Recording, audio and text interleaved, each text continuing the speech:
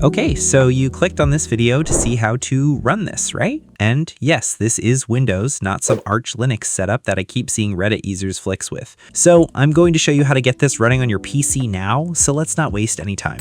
Okay, so before we start, make sure you have Windows Subsystem for Linux installed. What's that? Basically, we're running Linux on Windows. I know, sounds kind of crazy, but don't worry, I got you.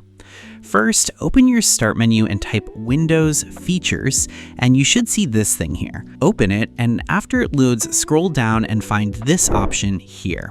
Enable it, then press OK. Now, I'm getting this warning because I'm on a virtual machine, but for you, it should just ask you to restart your PC. After restarting, open the Start menu again, search for PowerShell, and run it as administrator. Now type WSL --install and run it. And just like that, Linux should start installing. Now, by default, it downloads Ubuntu. And look, I get it, Ubuntu kinda sucks.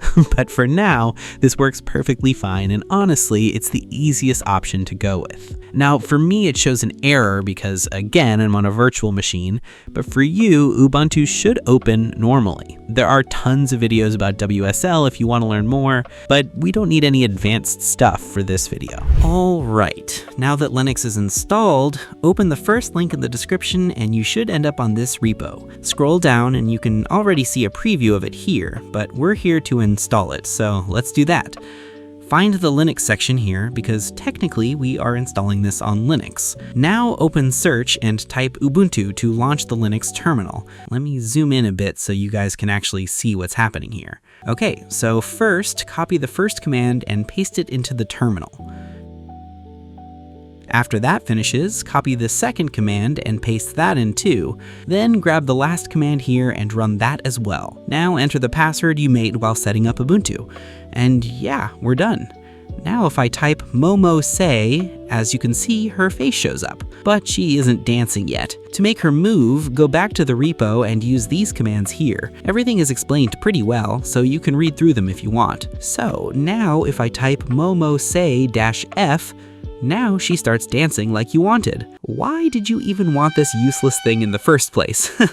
Anyway, if you want her to say something, just type this command like I'm doing here, then write whatever you want her to say.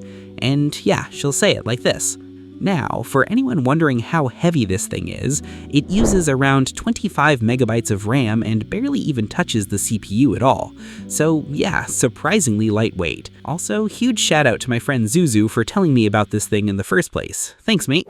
So yeah, I hope you guys got whatever this thing is working. I kept seeing Linux users use this, and I thought, why not make one for Windows users too? So here you go. Anyways, have fun, stay safe, and peace.